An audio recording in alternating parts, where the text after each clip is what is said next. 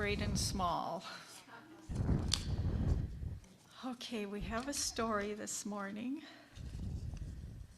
and we're going to have a little bit of a history lesson, or a biography, maybe I should say, before we get started. It's about St. Francis of Assisi.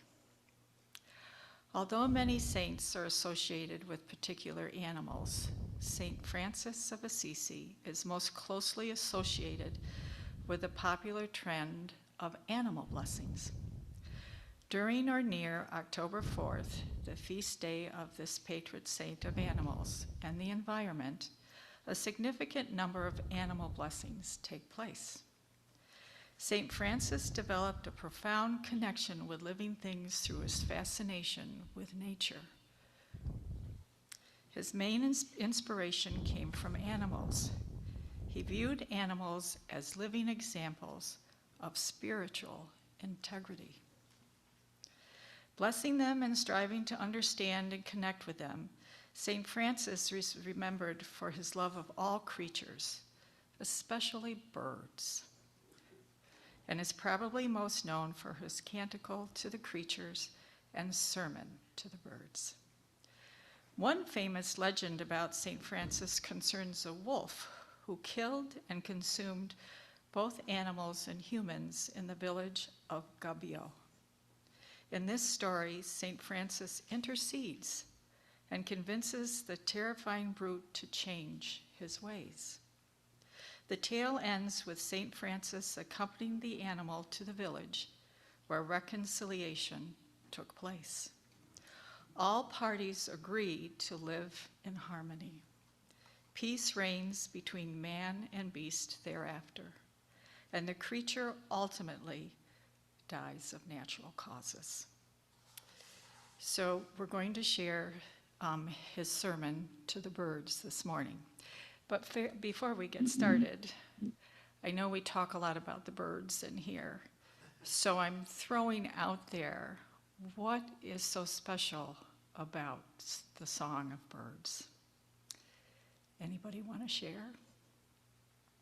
Well, all you got to do is look at a feather and see a miracle of creation. So any bird, Whether it's a songbird or not. right? I particularly, I don't know, are owls songbirds? I mean, If you want them to be.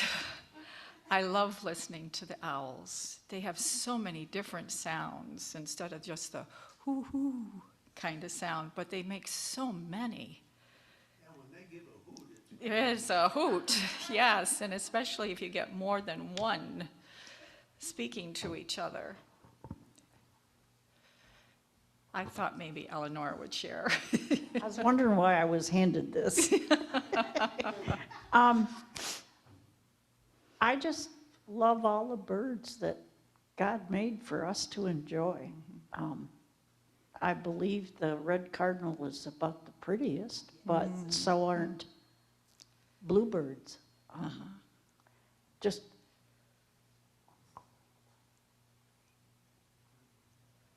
well, I enjoy watching the hummingbirds. Sometimes they fight with bees at our feeder, and the chickadees. It amazes me how God made them so tiny, you know, but I love all the birds. So there. he really loves the quackers. Yes, yeah.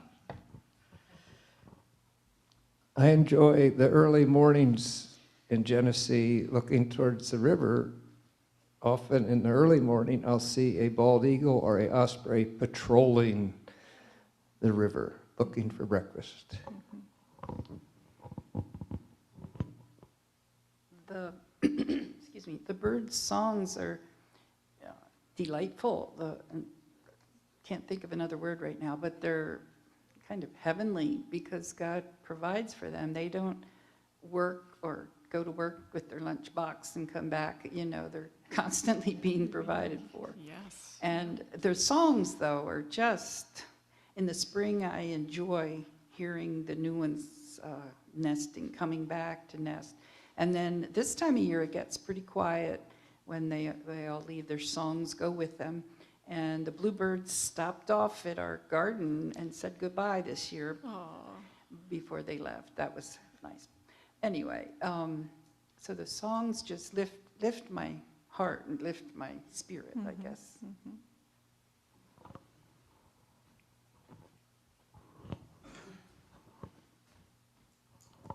As she was saying that, all the bird songs are beautiful, but the little wren, I can't imagine how that beautiful song so loudly comes out of that tiny bird. I love listening to him.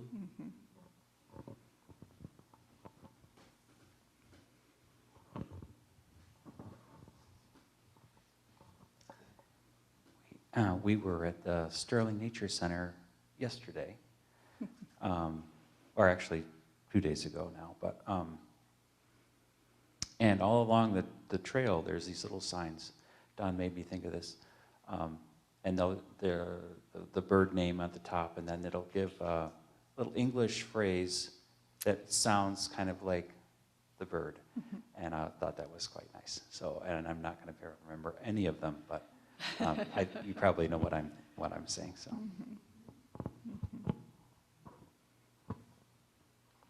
Yeah, I think one of my favorite birds is the rose-breasted grosbeak, and their song is beautiful. And then I got to thinking too that the blue jays, even though they are a nuisance sometimes, if you listen, oftentimes they'll make their caw sound when there's something in the woods or something. And I thought I remember something about robins singing a lot when it's going to rain. So they're just fascinating creatures. Yep. Some of our favorite birds, Jones is the chickadee. She likes the chickadees. And I like the goldfinches. But I think the ones that give us the most entertainment are crows. Oh, yeah. Because they get a lot of deer meat scraps, chicken scraps, bread, quite a variety. Pretty much they eat whatever we don't want to. And it's quite entertaining to watch how they go after what we leave them.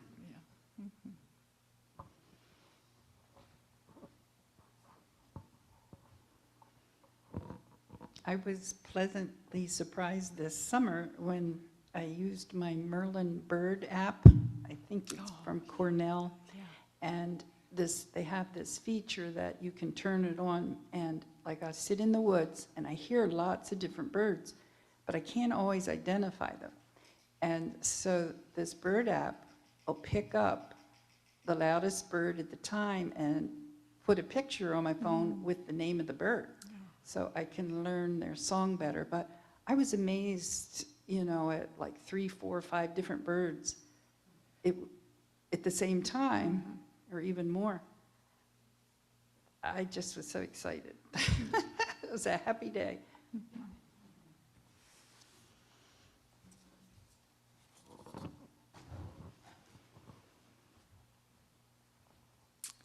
Does anybody on Zoom want to share? Do we have anybody?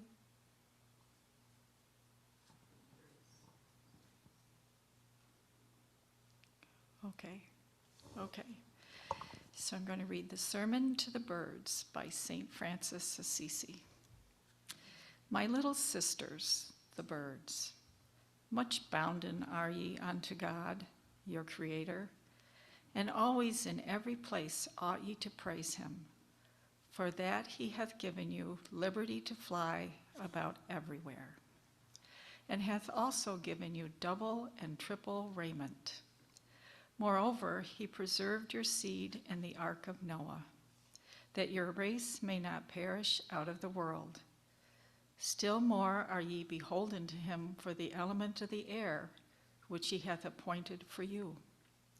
Beyond all this ye sow not, neither do you reap. And God feedeth you, and giveth you the streams and fountains for your drink, the mountains and the valleys for your refuge, and the high trees whereon to make your nests. And because ye know not how to spin or sew, God clotheth you, you and your children. Wherefore your Creator loveth you much, seeing that he hath bestowed on you so many benefits. And therefore, my little sisters, beware of the sin of ingratitude, and study always to give praises unto God.